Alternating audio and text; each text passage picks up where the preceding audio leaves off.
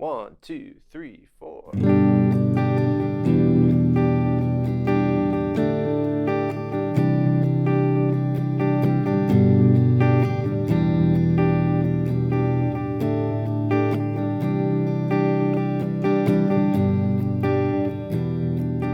Hey everybody, Gary here with Guitar Tricks, and in this video I want to share with you a really cool open chord fingering where you can keep two fingers planted in the same place, which allows you to play a whole assortment of different chords that all sound cool. Now there's so many songs that use this technique. You're going to come across it over and over again as you learn more songs in your guitar playing journey. So in this lesson we're just going to go over some of those variations, and then I'm going to challenge you to mix and match them to make your own chord progression. Before we get into it, please go ahead and click subscribe so that you get all of the latest and greatest content from Guitar Tricks, and if you want to be notified of any new lesson, be sure to also tap the bell.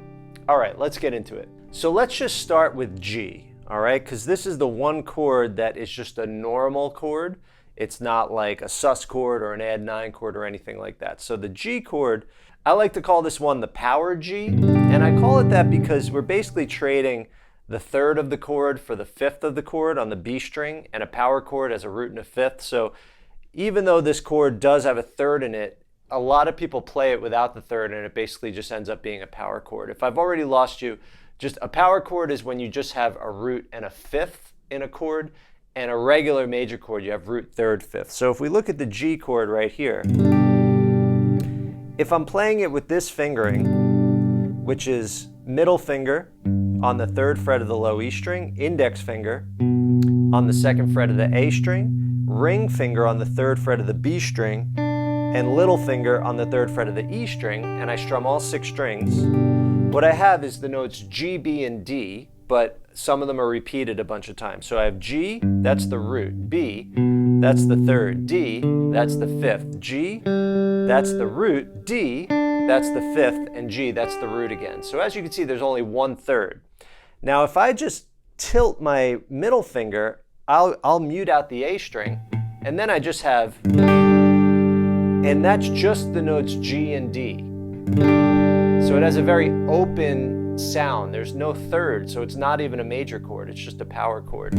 So I call this fingering of a G a power G, right? If I want to play this note, that's the third, I can. And in the intro, I was. That'll give it the major sound. But if I want to get more of an open sound, I can mute that note by just tilting my middle finger down a little bit. All right, so that is the main fingering, and now we're not going to move these two fingers at all for all the rest of the chords. You could just leave them down for the next 5 to 10 minutes, or as long as this video will be. All right, now from there, to get what we call C add 9, we just take that middle finger and that index finger and bring them down 1 string, and then mute out the low E string with the flesh of the middle finger. So now we have a 5-string chord. And why is that C add 9? Well, basically the 9th is 1 note above a root note. So if you think of, let's say C, and then we go up an octave to another C, we could call that, an octave is sometimes thought of as an eighth. Right, so if you go up the C major scale and you go 1, 2, 3, 4, 5, 6, 7, when you get to 8, you're back at C. What that means is that when you get to 9, you're at D. So the 9th is just up 1 note from the C. So here's a regular C chord, and here's the note C. 1 note in the scale up from that is D. So when we replace this double C with a D, we get root, third, fifth, 9th. And then this G is another 5th. So now this chord right here is root, third, 5th, 9th, 5th. So it's a C chord with an added 9th. So now we have G, or power G, C add 9. Now, let's go to D sus 4. Now we're just on the top 4 strings. So we've got open 4th string, counting toes to nose, open 4th string or open D string. That's the root of our chord. Then we have 2nd fret on the G string with our index finger, that's the 5th, A. Then with our ring finger on the 3rd fret of the B string, that's D, that's the root again. And then with our pinky on the 3rd fret of the high E string, that's the note G, and that is the 4th, D, E, F, G. So it's called the sus4 because it's neither major or minor, it's suspended. So that fourth, we're replacing either a minor third or a major third with the 4th, so now it becomes a suspended chord, and in this case a D sus4. Right, if I wanted to break that suspension and make it major, I would come down to a regular D shape. If I wanted to make it minor, I'd come down to the D minor shape. But at this point, it's neither major or minor, it's just sus4. Again, a more open, mysterious kind of a sound. Okay.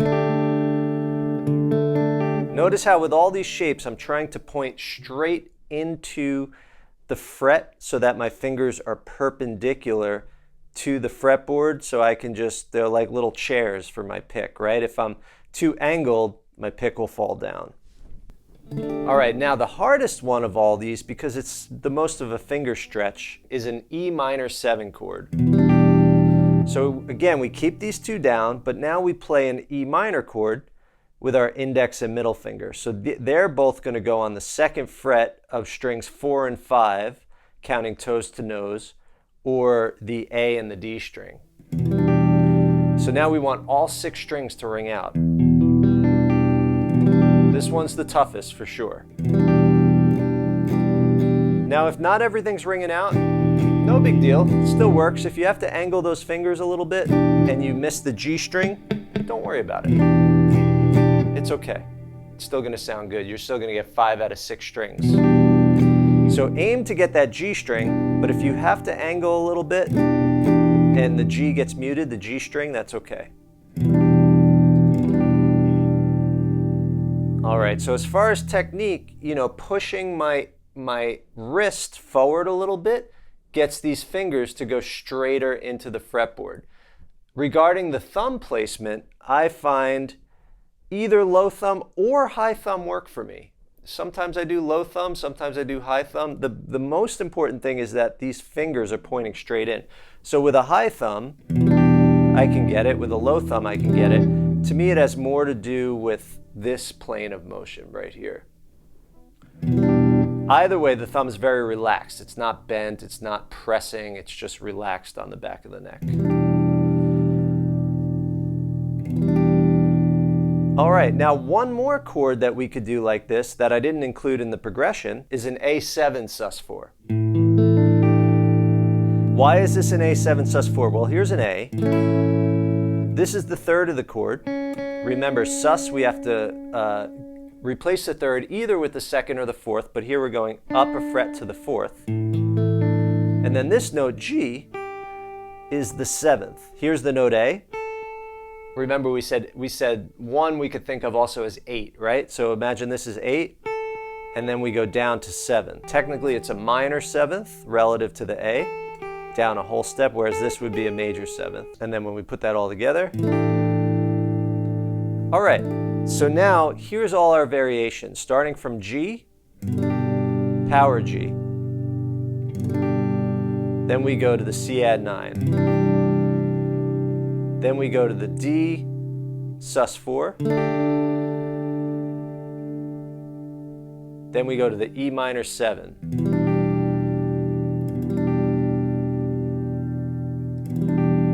And then we have the A7 sus4. All right, so now I challenge you to mix and match these chords any way that you want. So I'm just going to demonstrate some different combinations. I'm going to start on the E this time, the E minor 7. Now I'm going to go to the D, to the C,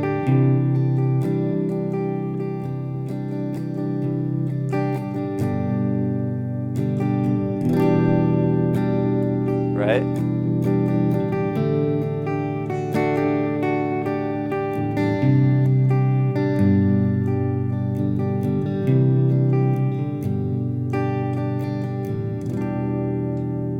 Now you saw on the D, I can go back and forth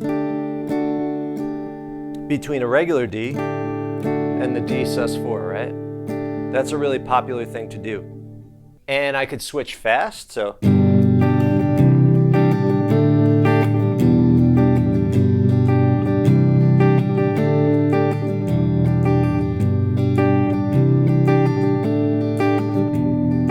Right? Something about having these two notes ring out throughout the progression, there's a certain peaceful drone type of thing that happens with that. So having that, it's called a pedal tone, where when there's one or two notes that ring out through an entire progression, that's referred to as a pedal tone. So this is kind of like our pedal tone.